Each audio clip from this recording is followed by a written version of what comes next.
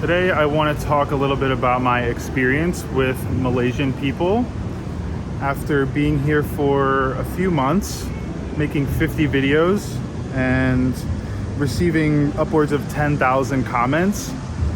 I have a little bit of things to say, things to talk about, some things on my mind. I don't even know where to start because I just kind of record these and just start talking, but so in regards to the amount of comments I've been getting from Malaysians and emails and direct messages, I'm very grateful for all of it. It's incredible. It's really incredible. Almost to the point of giving me a little bit of culture shock here. Even though I've spent years at this point in Southeast Asia, it's a very different thing here. It's a very different thing, and so yeah, I'm experiencing some level of culture shock. I'd say just with the way that people interact here, and specifically I'd say the way people interact right off the bat. So I'd say there's very little barriers in terms of people are open books here. People are kind of, they talk to you as if you're already friends, have been friends for many years. That's something that I've come to notice, I've come to understand here. And so I will get a lot of messages where, people will ask me, what hotel I'm staying at, things like that, and, asking maybe to come pick me up at my hotel and take me around the city, stuff like that, which would never ever happen back home in America. It's taken a very different way. It would almost be taken as like somebody stalking you or something like that, but that's not what it is here. It's completely different, especially because it's happened now maybe 15-20 times, so I know that it's just sort of how people are, and I'm coming to get more of an understanding of that and figure out how to react to that. I've been getting a little bit overwhelmed with the sheer amount of messages and emails of people wanting to meet up for lunch, buy me dinner, and go for a beer. I don't drink, but regardless, but whatever it is, go for a meal. To the point that I'm almost unable to respond to any of it because it's just there's too many since I can't get to all of it or anywhere close to all of it, and I'm spending 99% of my time working, making these videos, editing, and doing my other work, my Instagram work, creating designs, and my other job at this point, basically. It's unfortunate, but I don't really have any time to respond to all of the emails and comments and replies, and to meet up with people like that. I truly don't have a moment to do that, and so I've had trouble figuring out how to handle this, because I don't like just ignoring all these messages and seemingly ignoring people, where most of the time I actually do read all of it, because I do like to see what people are saying. I think it's very helpful for me, especially figuring out what type of content to make. But I've just not been able to actually reply to it, And so I don't want people to take it as me being a certain way, or me being ignorant, me being like, me not caring about, my community, because I very much do. I really do. It's one of the reasons I like staying here and making videos here. There's a little bit of a misconception that like I'm just staying here because I earn so much more money here, and I keep getting comments about like, oh, he really just loves Thailand, but he sees this as a piggy bank, or he makes his money here. I don't think there even would be something wrong with that if that was true, but the reality is I get a lot more views here. I get a lot more comments and engagement, 10 times that of other countries like Indonesia and Thailand, where I've spent time and made videos. but I definitely don't make more money from that, you know. Even just recently, for example, like I went to Thailand for one day, made a video when I crossed the Malaysian border. You know, that video got 7,000 views, or sorry, that video got 4,000 views, and it made me $40 US. And the day before that, I had made a video in the Malaysian side of the border, which had 7,000 views, and it made $12, you know. So the amount that I earn here is not necessarily more. That's not what this is all about. But yeah, I value the community that I'm building, and I want to see that continue to grow. And right now I'm pretty small, relatively small, you know. And if it's already difficult for me to reply to things, it's only going to get more difficult. So I just want people to know that. I want people to know where I'm coming from. And yeah, the people who are, I really appreciate people offering to buy me food and stuff like this, take me out. But at the moment, it's not plausible for me. In the future, I would like to try to do like subscriber meetups once I have some more free time, and you know, down the line, that is part of the plan. And so just try and stay patient for that, or yeah, don't take it personally if I don't get back to you for things like that. Yeah, it's a culture shock. It's a culture shock because, you know, I would never have American, European followers like messaging me, asking me what hotel I'm staying at, and asking to like come pick me up. You know, it would almost be seen as a violation of like somebody else's privacy. Like you would never ask that. But I recognize very quickly that it's not. You know, everybody means so well. The people are like borderline too friendly, too nice, the Malaysians, you know. That, not literally, like it's amazing actually, but it can be taken a certain way by somebody like me who grew up in a completely different environment. And even like the time I spent in Indonesia and in Thailand, I didn't even have quite that level of closeness and friendliness with people. Even though Thai people, amazing, friendly. Indonesian people, I love, also very friendly. But there's a difference, I think, when it comes to, maybe it's because I didn't have the same reach. You know, I didn't have the same following back then, you know, but it's just the first time I'm experiencing this. And I didn't know what else to do other than to make a video to kind of express some of these feelings. Even if this is all over the place, I apologize. You know, better to just get it out there and, you know, talk about it and get some feedback from you guys on it. And this is not going to be the whole video. I also wanted to make this mostly about how my experience with the people here, my time on the ground, my time day to day, how the interactions I have are so positive. And the friends that I have made here, I value a lot, and they're becoming close friends very quickly. People also, I think that I don't have any friends. I don't make friends with any of the locals because I do the videos alone. I like to make the videos solo. I spend a lot of my time alone as well. I work 90% of the time. And yeah, I just, for the most part, when I do have a little bit of time to go hang out with people, go out to eat, or whatever it is, some of the people that I've met, I don't really want to film as well. I don't want to continue making content in those moments. It's like some of my time off. It's my only time off. And yeah, I think it's easier to make content alone. It's easier to come up with the ideas, get out, film, piece it together.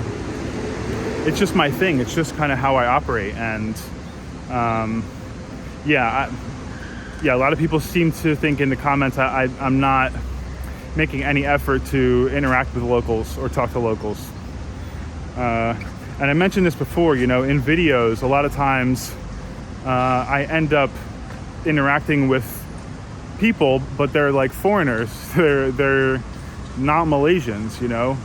It is unfortunate. Part of Kuala Lumpur, it's like, you know, it feels like there are more foreigners here than there are actual Malaysians. like most of the areas that I tend to stay in and go, you know. And now I have a condo in like Bukit Bintang, KLCC border, and yeah, there's just not that many locals comparatively to how many foreigners there are. It's just how it is. It's what I find on a day-to-day basis, and I don't like that. I don't like that, actually. But it's, the only way around that would be for me to move to like a local neighborhood, for me to move to Kampung Baru and stay there for the sake of spending time with Malay people, interacting with Malaysians. That's just the reality. It's just the reality. And I will try in the future to make more videos in areas, especially outside of Kuala Lumpur. You know, right now I'm just spending some time here, but all of my videos will not be in Kuala Lumpur. You know, I will get out of Kuala Lumpur. And I have actually made many videos outside of Kuala Lumpur. So, you know, people tell me get out of KL. KL is not all of Malaysia. I've been trying to get around as fast as I can, you know. Not as fast as I can, but I've been trying to see this country and experience something besides the big city. And I'm kind of going to areas that interest me the most, you know. Like people have really recommended go to Cameron Highlands, Genting Highlands, and I think I will. But I've had more interest in places like Penang. I've had more interest even in places like Taiping that I've gone to so far. And so that's why I chose them first, you know, accessibility as well. It's like being able to get there quite affordably. And so that's what's paving my decisions. But yeah, my interaction with people in general is so positive. Specifically with Malaysians, it's not always like that actually with some of the more, I guess, let's say migrant workers and things. It's not the same experience. And I don't want to point fingers at any like race or ethnicity. It's not necessarily about that. But my experience with non-Malaysians is far different. The way that I'm treated and the way that just the treatment that I get, whether it's in a restaurant or whatever, it's very different than like the way Malaysians, the warmth that Malaysians give.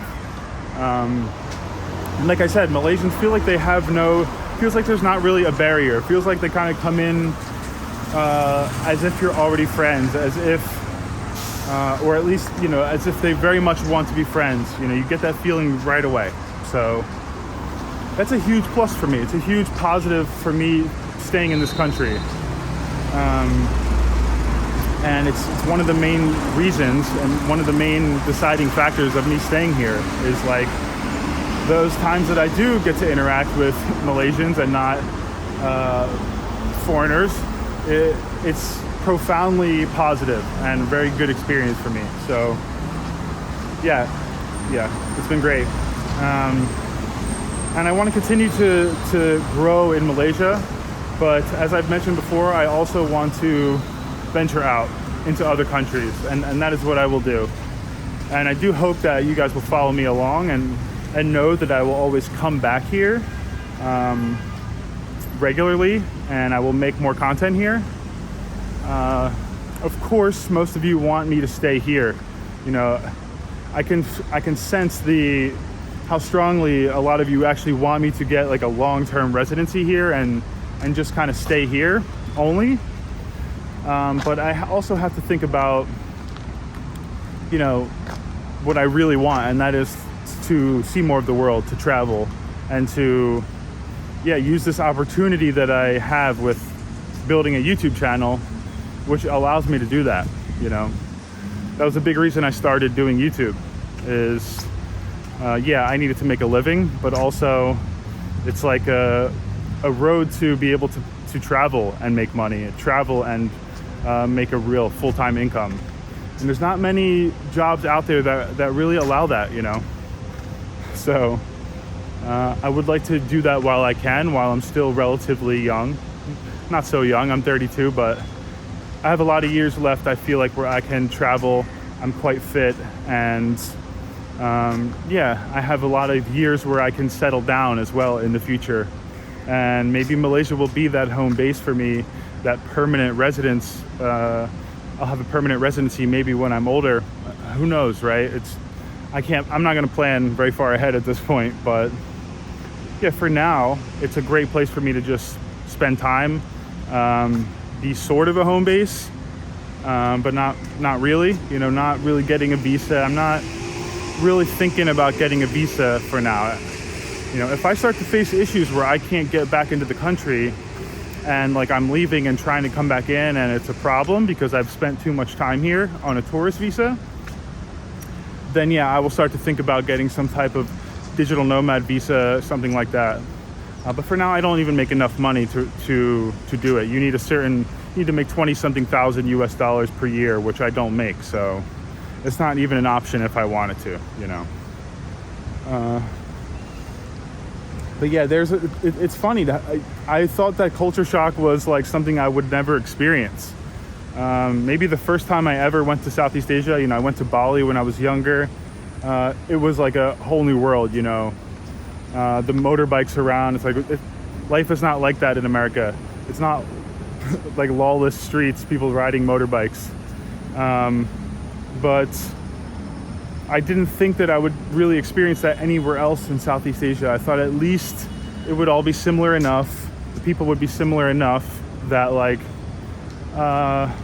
yeah, it wouldn't feel strange.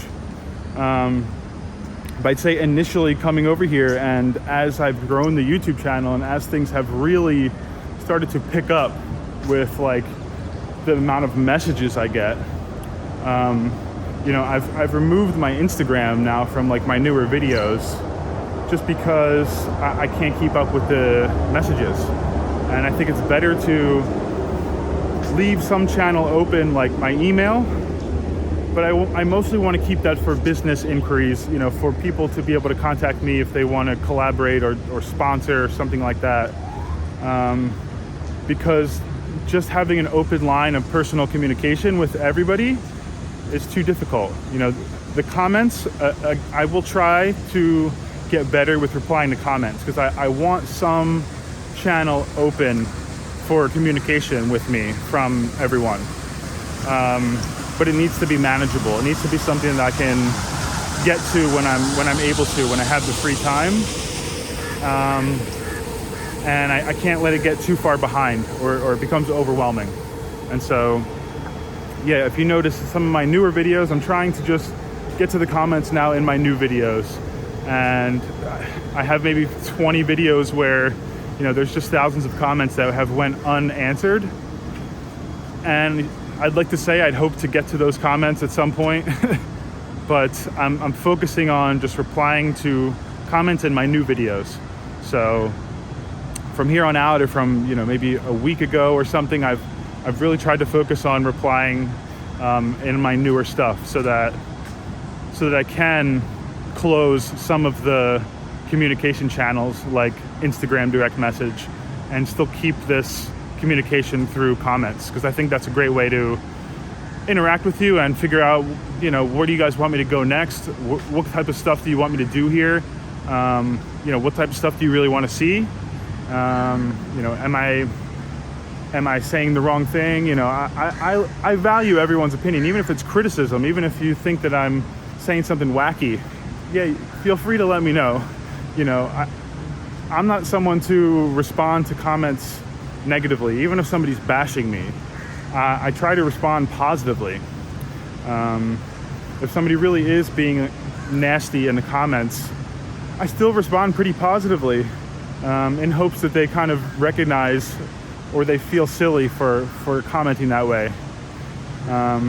It's very rare that Malaysians are commenting like that. It's almost always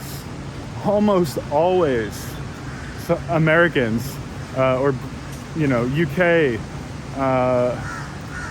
Yeah, that's just the reality. It's like those are the only people who are super negative for the most part, except for the few outliers.